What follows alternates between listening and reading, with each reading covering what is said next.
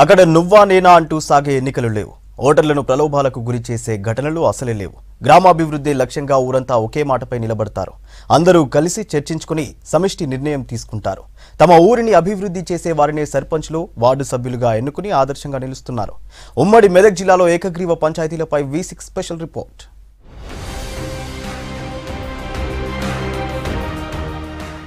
ఉమ్మడి మెదక్ జిల్లాలో పంచాయతీ ఎన్నికల పోరు రసవత్తరంగా సాగుతోంది.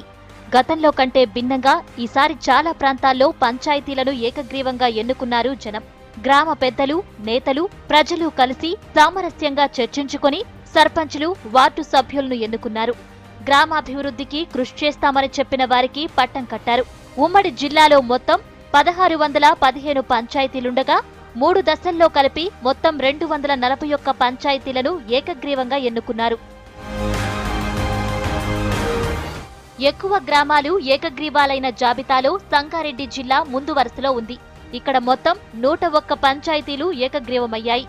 నారాయణఖేడ్ రెవెన్యూ డివిజన్ పరిధిలో 52 గ్రామాలు ఏకగ్రీవమవ్వగా మెదక్ జిల్లా నర్సాపూర్ నియోజకవర్గంలోని హత్నూరా మినహా మిగతా 6 మండలాల్లో 40 పంచాయతీల్లో ఇలాంటి నిర్ణయమే తీసుకున్నారు జనం. మెదక్ జిల్లాలో 3వ విడత ఎన్నికలు జరుగుతున్న చేగుంట, మనోహరాబాద్, మెదక్, నార్సింగి, నిజాంపేట, రామాయంపేట, చిన్న శంకరంపేట, తూప్రాన్ మండలాల్లో అత్యల్పంగా 12 చోట్ల మాత్రమే ఏకగ్రీవ ఎన్నికలు జరిగాయి. తెలంగాణ రాష్ట్రం రాకముందు చాలా ఇబ్బందులు పడ్డాం రైతులము. తెలంగాణ వచ్చినాక కొన్ని ఈ విషయాలలో మంచి మేలు జరుగుతుంది. కేసీఆర్ అచ్చు నుంచి ఈ కరెంటు రైతులకు చాలా మేలు జరిగింది. ఆయన కృతజ్ఞతలు.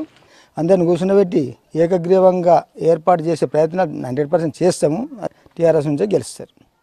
ఉమ్మడి జిల్లాల్లో ఆదర్శ గ్రామంగా ఉన్న ఇబ్రహీంపూర్లో వరుసగా రెండోసారి ఏకగ్రీవంగా ఎన్నికలు పూర్తయ్యాయి.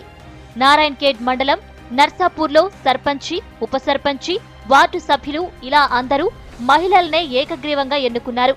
గ్రామాలను అభివృద్ధి చేయటమే లక్ష్యంగా వీరంతా ఇలాంటి నిర్ణయం తీసుకున్నారు. ఇదే స్ఫూర్తిని కొనసాగిస్తూ గ్రామాలు ప్రగతిలోనూ పరుగులు పెట్టేలా ఎన్నికైన నేతలు చూడాలంటున్నారు జనం.